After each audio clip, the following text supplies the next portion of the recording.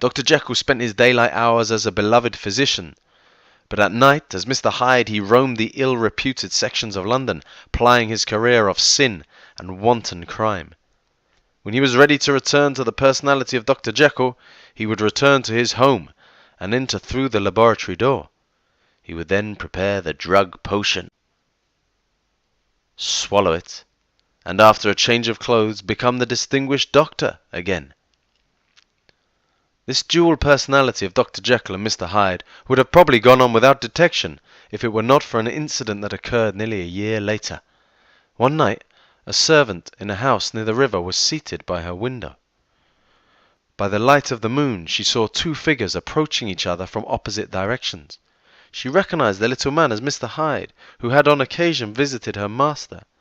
As they met, the other gentleman bowed and spoke softly to Mr. Hyde. Suddenly seized with an uncontrollable rage, Hyde struck the old gentleman with his stick and clubbed him to the ground. With ape-like fury, Hyde trampled his victim. Then he again loosed a hail of blows with his stick on the poor man.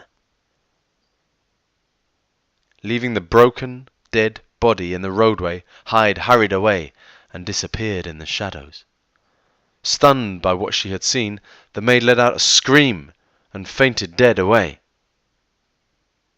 When she recovered, she quickly summoned the police. "Did you get a description of the man?" "I know him, officer. His name is Hyde. He once had some business with my master."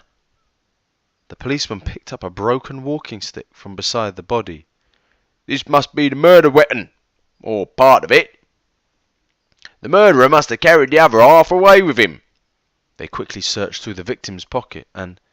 "Here's a letter addressed to Mr. Utterson. Maybe he has a clue to this thing." The next morning, "We found this letter addressed to you on the body of a man who was killed last night." Good heavens! How did this happen? The officer told him of the crime, as the maid had witnessed it. "We would like to have you come and identify the body, Mr. Utterson." In a moment they were off to the station. "Do you know who the murdered man is, sir?" "I shall say nothing until I have seen the body." At the station, Utterson was led to the cell containing the body. "Yes, it is as I feared. This man is Sir Danvers Carew." "Sir Danvers? Well, this makes the case doubly important. Perhaps you can help us with the identity of the murderer. We found this broken stick beside the body, sir." "This very much resembles the stick I presented to Dr. Jekyll on his birthday." "You say this man is of small stature?" "Particularly small and particularly evil-looking, the maid calls him. His name is Mr. Hyde." "If you come with me, I think I can take you right to his house." They rode off to a house in Soho that Dr. Jekyll had recently purchased for the sole use of Mr. Hyde. Mr. Utterson knew of this house, as he had taken care of the matter at Dr. Jekyll's request.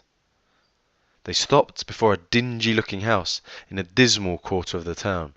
Here lived Edward Hyde, heir to £250,000.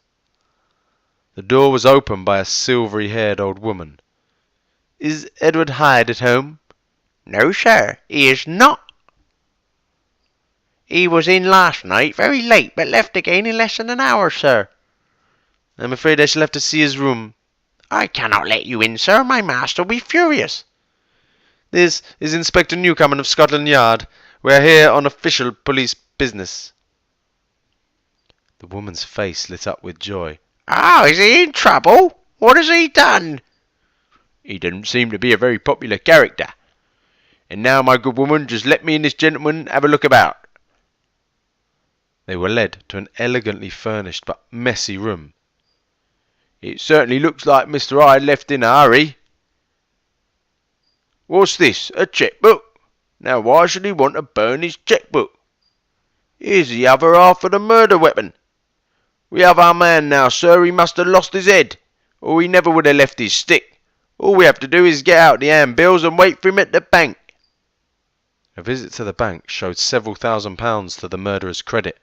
However, no trace of Hyde could be found. He had never been photographed, the only identity being the incongruous appearance of the man and the sense of revulsion with which the fugitive impressed all those that had seen him. Late that afternoon, Utterson showed up at Dr. Jekyll's home. "Come in, sir." Poole led him through the back yard into a small house where the doctor had his laboratory. Dr. Jekyll sat before the fire looking deathly sick. "Oh, Utterson, come in, come in. Poole, please leave us alone." And now, Henry, I suppose you have heard the news? The doctor shuddered. "They are crying it in the square. I heard it in my dining room." One word. Carew was my client, but so are you, and I want you to know what I am doing. You have not been mad enough to hide this fellow? "Utterson, I swear to God I will never set eyes on him again. I bind my honour that I am done with him in this world. It is all at an end. Indeed, he does not want my help. You do not know him as I do. He is safe. He is quite safe. Mark my word, he will never more be heard of." You seem pretty sure of him. For your sake, I hope you may be right. If it came to a trial, your name might be involved. "I have received a letter, and I am at loss whether I should show it to the police. I give it to you, Utterson, as I have such great trust in you." You fear, of course, that it may lead to his detection? "No, I cannot say that I care what becomes of Hyde. I am quite done with him. I was thinking of my own character that this whole business may expose." Utterson was surprised at his friend's selfishness, yet was relieved by it. "My dear Dr. Jekyll, you who I have so long repaid for 1,000 generosities unworthily, need not concern yourself for my safety. I have means of escape on which I place a sure dependence. Edward Hyde." I like this letter well enough, as it seems to put a much more favourable light on the intimacy between the two men. Do you have the envelope in which this letter came? I burned it before I thought what it was about. It bore no postmark, as it was brought by a messenger. And now, one more word. It was Hyde who dictated the terms in your will about your disappearance. The doctor was seized with a sudden faintness. He shut his mouth tight and nodded. I knew it. He meant to murder you. You have had a narrow escape. I have had what is far more to the purpose. Oh, what a lesson I have had!" On his way out, Utterson stopped to have a word with Poole. What was that messenger like, the one who handed in that letter to Dr. Jekyll? "There was no messenger here today, sir. Only the post, and they contained nothing but bills." As the lawyer walked away, his fears were again aroused by the mystery of the letter. "Special edition. Read all about it. The shocking murder of Danvers Carew." I pray the good name of Jekyll be not sucked down in the eddy of this scandal.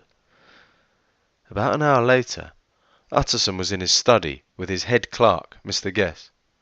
I say, Guest, this is a sad business about Sir Danvers. "Yes, sir, indeed." I should like your views on this letter. It is a document in Hyde's handwriting. You might call it a murderer's autograph. Mr. Guest, a keen student of handwriting, examined the document. "It is rather an odd hand." And, by all accounts, a very odd writer. Just then a servant entered with a note, and the keen eye of Guest caught a glimpse of the handwriting. "Is this from Dr. Jekyll, sir? I thought I recognised the handwriting. Anything private?"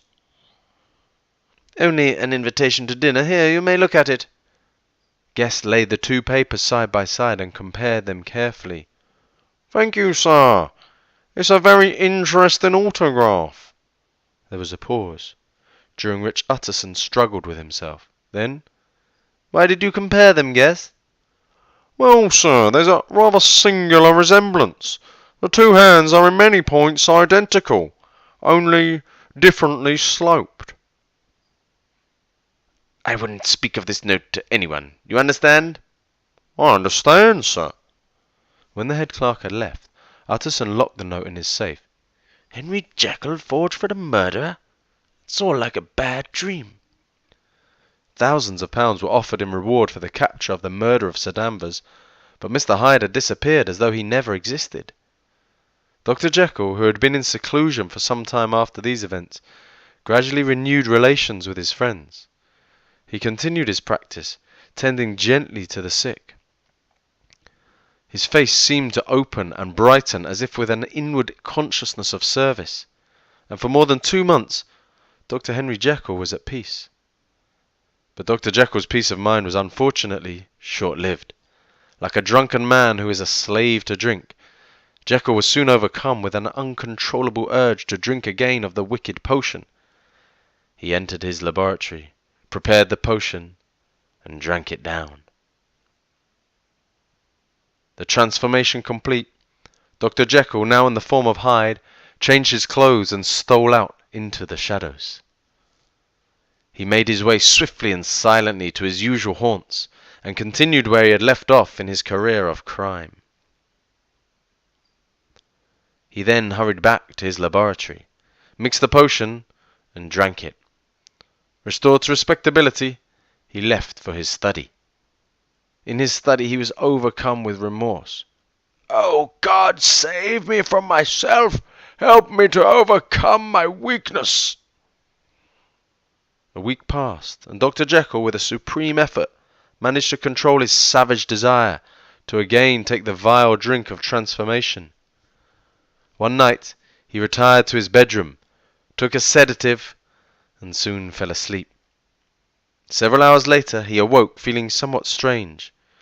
Slowly he felt familiar and terrible racking pains. As he looked into the mirror, a chill crept down his spine. He had gone to bed as Dr. Jekyll, and had awakened as Mr. Hyde.